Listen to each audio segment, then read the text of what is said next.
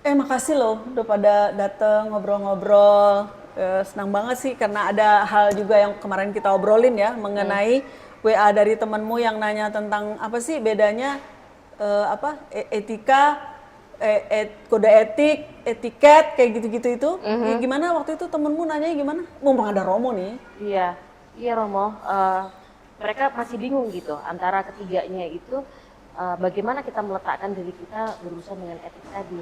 Tapi kita definisinya masih belum jelas gitu Romo. Ya, etika, etiket, kode etik ya seringkali menjadi banyak tuh kita tercampur dengar. itu. Ya itu sebenarnya ada dalam satu kesatuan. Kalau kita sebagai manusia kan tujuan kita hidup baik ya. Baik itu berarti benar, jujur sebagai makhluk sosial memberi manfaat apapun tugas tanggung jawab kita. Nah, karena kita ada dalam lembaga lalu ada kode etik, peraturannya. Etik code itu kan peraturannya untuk baik dan benar kan dalam konteks guru, pegawai itu ada kode etiknya tersendiri, makanya itu kode etik. Sementara etiket itu adalah tata cara sopan santun. Walaupun benar sebagai manusia, apalagi manusia timur, ya kita punya sopan santun. Nah itu ketiganya menjadi satu. Kalau kita mau menjadi orang baik dan benar, ketiga-tiganya ada, yaitu berperilaku baik, benar, jujur, tata cara sopan santun yang baik dan benar, lalu ada peraturan karena kita hidup dalam lembaga ataupun juga sebenarnya masyarakat punya aturan, baik tertulis atau tidak tertulis. Gitu, Oh, oke. Kalau hubungannya sama integritas dengan etika dan etik itu gimana tuh Romo? Ya kalau orang itu beretika itu berarti berintegritas, artinya integritas itu ada integriti itu kan kesatuan masing-masing komponen. Saya berperilaku sopan santun terhadap masyarakat. Tapi sopan santun itu bukan kamuflase karena mengalir dari sebuah values, nilai ya. Jadi jujur, baik, benar, bermanfaat. Kemudian dalam lembaga berintegritas berarti saya sesuai dengan aturan, tepat melaksanakan aturan secara optimal gitu. Kalau kita mau berintegritas. Berarti orang yang berintegritas berarti tidak mempunyai kesantunan begitu Romo? Sekedar kesantunan tidak, Ya. karena kesantunan itu bagian dari bagaimana mengekspresikan. Kita tidak bisa mengukur orang dari hanya sisi kesantunan, tapi yang paling mendasar adalah jujur. Dimanapun kita hidup, kalau berintegritas berarti jujur, dan jujur itu dilengkapi dengan benar sesuai dengan aturan tadi, lalu dilaksanakan dalam perilaku yang terus-menerus. Itu berintegritas. Jadi kalau gini, untuk sementara nih pemahamanku tentang integritas definisinya adalah paduan dari kejujuran, keterbukaan, transparansi dan lain-lain itu. Itu jadi dalam satu kemasan yang namanya integritas. Betul, karena kalau kita berperilaku jujur, benar, ya harus dipertanggungjawabkan secara publik. Nah, itu kan berintegritas karena kita dalam lembaga dengan masyarakat ya dipertanggungjawabkannya secara publik. Tapi pertanggungjawaban secara publik tadi ada motivasi, values-nya kan, jujur dan benar tadi. Kalau menurutmu nih sebagai seorang ada dosen praktisi, pembina asesor dan lain-lain, definisinya apa sebagai tambahan dari apa yang didefinisikan oleh Romo? Iya, pada prinsipnya ketika kita bertugas ada aturan di dalamnya dan kita taat mengikuti aturan, aturan, ya taat pada aturan. Oke. Karena aturan itu dibuat untuk membuat kita mengikuti arah pada saat kita bertugas. Jadi artinya kalau kita tidak mengikuti aturan, artinya kita tidak ingin menjalankan tugas itu dengan baik dan bertanggung jawab. Oke. Saya juga pernah dengar nih definisinya itu satunya kata dan perbuatan yang baik dan sama benar, kata. meskipun kita dalam kegelapan gitu. Iya. What do you think, Ir? Iya itu kan definisinya ya. Yang sering jadi pertanyaan tuh sebenarnya perilakunya gitu. Jadi pada saat kita sekarang konteksnya yang paling dekat lah kita gitu ya sebagai asesor gitu. Apa tuh contoh perilaku dari definisi yang tadi kita bahas? Mungkin ke Romo kali, Romo bisa Ya, jelasin. kalau kita sebagai asesor kan kita sudah punya kode etik atau peraturan ya. Peraturan itu ruang lingkup di mana kita bekerja. Jadi untuk semua berarti semua orang bisa saling membantu, saling mengukur. Karena itu dia ada peraturannya. Melakukan peraturan secara tepat, benar dengan hati yang jujur, menjalankan tugas-tugas secara bertanggung jawab, keterbukaan untuk menerima kritik itu salah sebagai satu kesatuan orang berintegritas dalam melaksanakan tugas sebagai anggota BAN. Iya. Menarik nih tadi ya, bilang hati nurani gitu Iya, ya. iya, Jadi iya. ada hati gitu. Dan itu kan kayaknya integritasnya yang positif ya. Betul ya? Kalau Betul, yang melanggar betul. integritasnya kayak apa? Ya, melanggar integritas dengan mudah bisa diberi contoh. Kalau tidak melakukan aturan, berarti sudah berjanji mau melaksanakan tugas ini kok tidak melakukan tugas. Satu, tidak menepati janji kita itu sudah melanggar integritas. Yang kedua, melanggar kejujuran. Mudah kan contohnya banyak. Lalu kita bisa dibelilah, disuap, itu kan melanggar kejujuran. Iya. Ya. Dan itu bertentangan dengan nilai-nilai edukatif yang akan kita sampaikan kepada banyak orang, melanggar nilai etika. Iya. Ya, ya, ya. Bentangan mana? Iya, wah ini makin menarik ini diskusinya. Jadi aku sambil mendengarkan Romo tuh sambil nulis-nulis nih.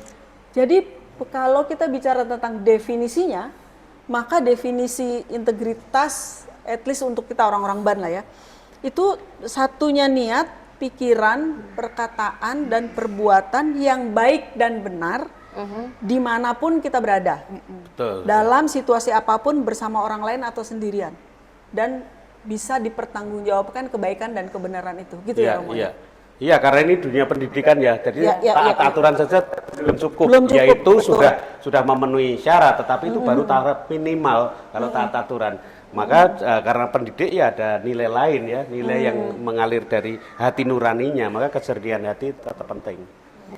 Right. Oke, jadi orang-orang yang punya integritas itu tadi apa yang tepat janji, Iya. terus Jujur, jujur, Apa adanya ya. informasinya apa Informasinya adanya. benar ya, Ya. Bertanggung menyampaikan jawab, itu, sesuai bertanggung aturan. jawab sesuai aturan. Kalau lagi melakukan asesmen ikut aturan Iya, gitu ya.